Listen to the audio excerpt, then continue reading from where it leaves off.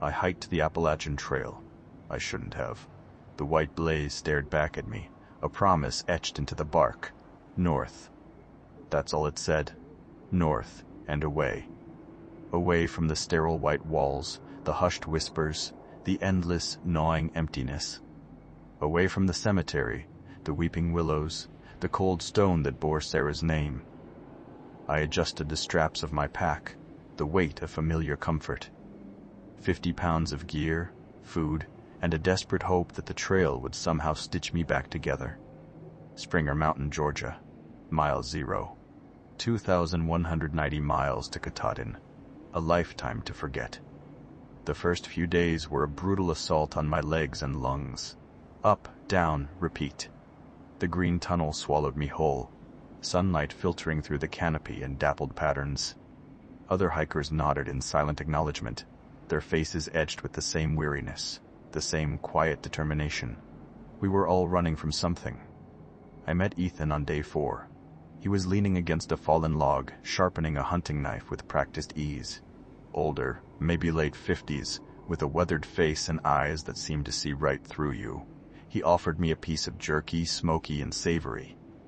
"First time?" he asked, his voice raspy. I nodded, chewing. "Lost my wife a few months back. Figured this might help." He just grunted, a sound that could have meant anything. "This trail, it tests you. Shows you what you're made of." He glanced up at the trees, a strange intensity in his gaze. "And sometimes, it shows you things you'd rather not see." I dismissed it as trail talk, the kind of cryptic wisdom you picked up from long stretches of solitude. We walked together for the next week. Ethan knew the trail like the back of his hand, pointing out hidden springs, edible plants, and the best spots to camp. He was a good companion, a silent presence that didn't demand anything. Then the whispers started. At first, I thought it was the wind, a rustling in the leaves, a sigh through the pines. But it grew, coalesced into something almost recognizable. A woman's voice, soft and low, calling my name. "Ben." I'd whirl around, heart hammering, but there was nothing there. Just trees and shadows and the relentless green. One evening, as we were setting up camp, Ethan stopped, his head cocked to one side. "You hear that?" "Hear what?" I asked, my voice tight. He frowned. "Never mind. Probably just the wind." But I knew he heard it too. The whispers. The flashbacks began to intensify. Snippets of Sarah's laughter, the warmth of her hand in mine, the way she used to hum off key while she cooked. Then, the nightmares. The hospital room, the beeping machines, the slow, agonizing fade in her eyes. I'd wake up screaming, tangled in my sleeping bag, the smell of antiseptic clinging to the air. One morning, I saw her. Just for a moment, a flicker of movement at the edge of the woods. Long brown hair, the familiar curve of her cheek. "Sarah?" I whispered, stumbling towards the trees. She was gone. "Ben, you okay?" Ethan asked, his voice laced with concern. I thought I saw her," I stammered. He placed a hand on my shoulder, his grip surprisingly strong. "It's the trail, Ben.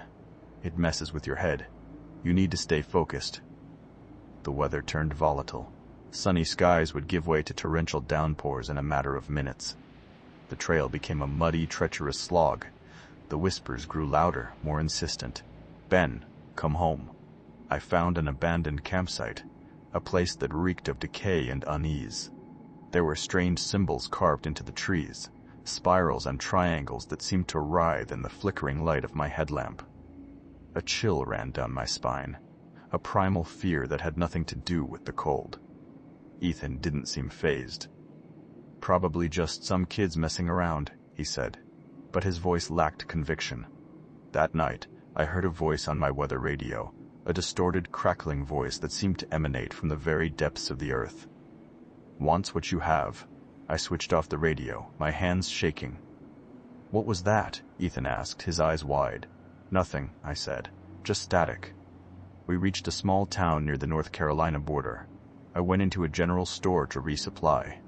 Ranger Miller was there, a grizzled man with a weary face and a Park Service uniform that looked like it had seen better days. "How's the trail treating you?" he asked, his eyes scanning my face. "It?" I said. He nodded. It always is. You seen anything strange out there? I hesitated. Things. Seeing things. He sighed. Happens to the best of us. This place has a way of getting into your head. He pointed to a faded map on the wall. Stay safe out there. And remember, you're not alone. We're always watching. Back on the trail, I told Ethan about my conversation with the ranger. He just laughed, a harsh, unsettling sound. Watching?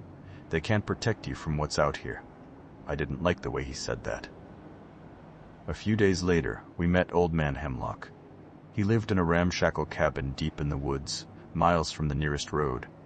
He was a wiry old man with eyes that were milky and unfocused. He offered us some moonshine, which burned going down.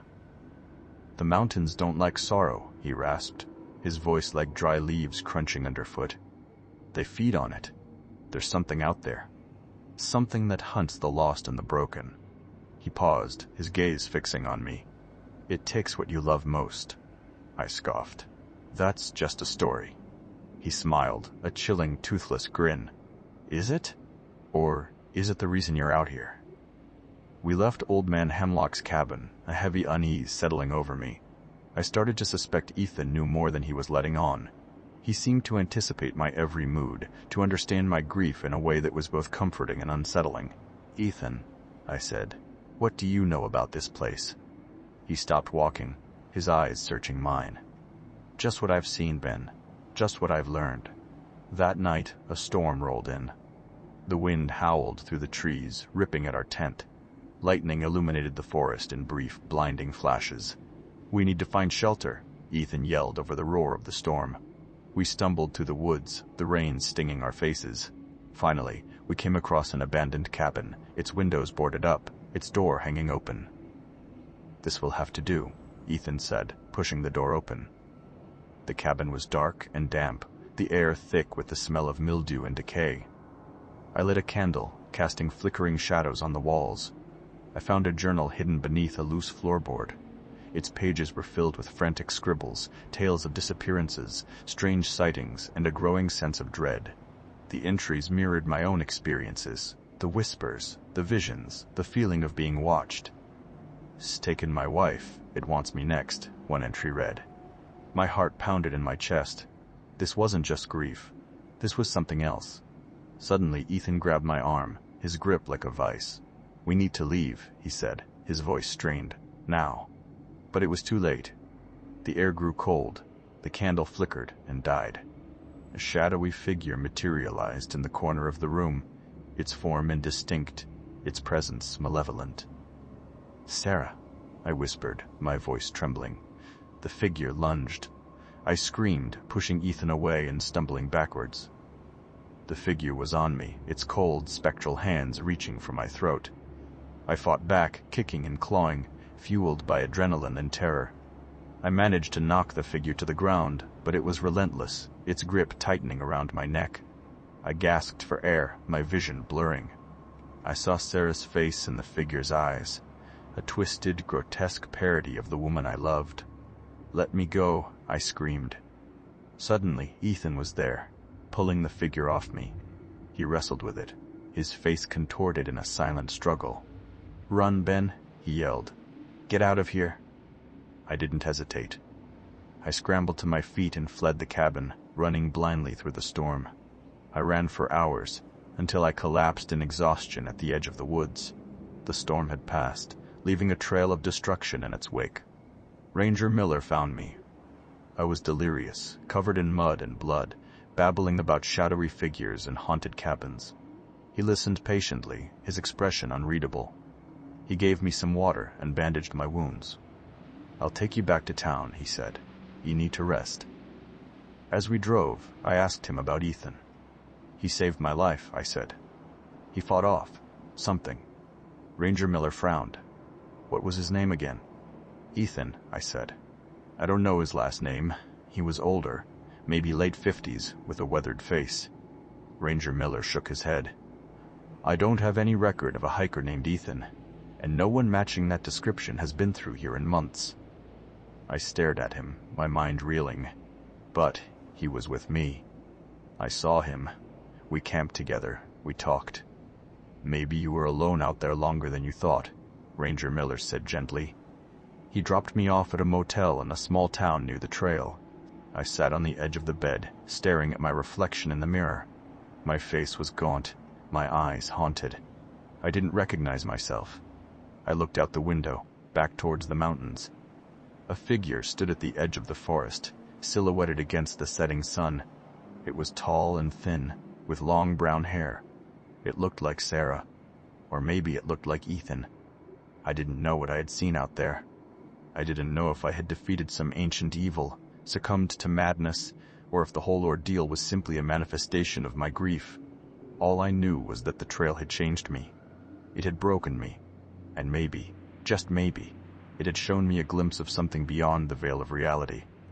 I turned away from the window, the image of the figure seared into my mind. I had hiked the Appalachian Trail, and I should have never done it.